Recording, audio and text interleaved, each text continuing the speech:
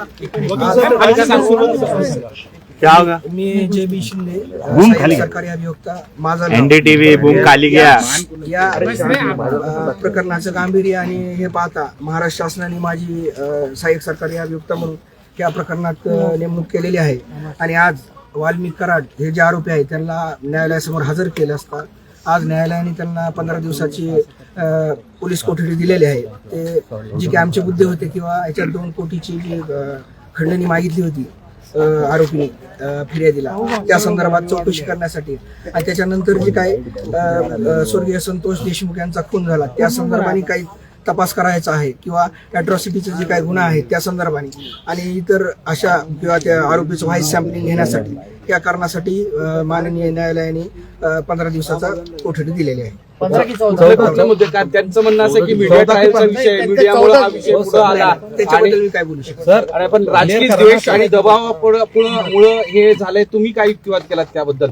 त्यांचं म्हणणं आहे की मी तेच सांगतोय तुम्हाला आजवर सांगितले आमचा युक्तिवाद काय होता किंवा ह्याचे जे आरोपीचे जे काही इन्व्हॉल्वमेंट आहे ह्या आरोपीचं तर त्याच्या संदर्भाने आणि सिरियस ऑफेन्स आहे 10 वर्षाची शिक्षाची तरतूद आहे 7 वर्षाची शिक्षेची तरतूद आहे त्या संदर्भाने सखोल तपास करण्यासाठी आणि जे काही मर्डर झाला त्याच्यानंतर त्या तपासाच्या अनुषंगाने काही तपास करण्यासाठी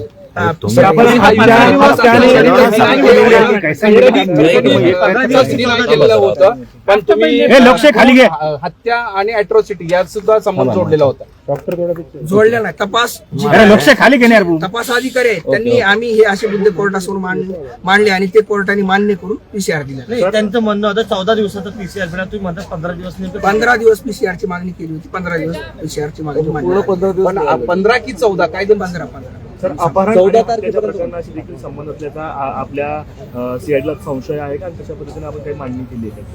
हो तसा संशय आहे म्हणून ती आम्ही मुद्दा तोही मांडला विद्यमान न्यायालयासमोर आणि त्या मुद्दा सुद्धा न्यायालयाने आता पूर्ण टोटल ऑर्डर आलेली नाही फक्त किंवा 15 दिवसाचा PCR मिळाला एवढे झाले. डिटेल ऑर्डर झाल्यावर आम्ही आधीच्या वकिलांनी केस लढायला नकार दिला नंतर देशमुखच्या मी सुरुवातीलाच आपल्याला सांगितलं की मी माझी सहाय्यक सरकारी अभियोक्ता माजलगाव येथे माझी नेमणूक आहे परंतु त्या जे गंभीर गुन्हा असल्यामुळे आणि ज्याचे जास्त गांभीर्य असल्यामुळे शासनाने माझी नियुक्ती या प्रकरणात केलेली आहे.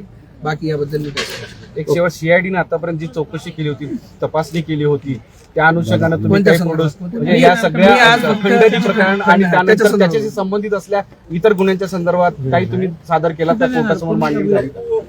मग मी सुरुवातीलाच सांगितलं की आम्ही इतरही जे गुन्हे झालेत त्याच्यानंतर खंडणी मागितली त्याच्यानंतर त्या संदर्भाने तपास करायचा आहे म्हणून आम्ही ते मुद्दे कोर्टासमोर मांडले आणि कोर्टाने ते मान्य केले. खंडणीचा आकडा गुन्ह्याच्या तक्रारीमध्ये खंडणीचा आकडा आहे ते तुम्ही वाचून घ्या बघून घ्या. हिंदीत छोटं ब्रीफिंग द्या की एक्झॅक्टली 15 दिवसाची कन्फर्म आहे का? 15 आता ते कराडचे म्हणाले 14 दिवसाची 14 तारखेपर्यंत 15 दिवसाची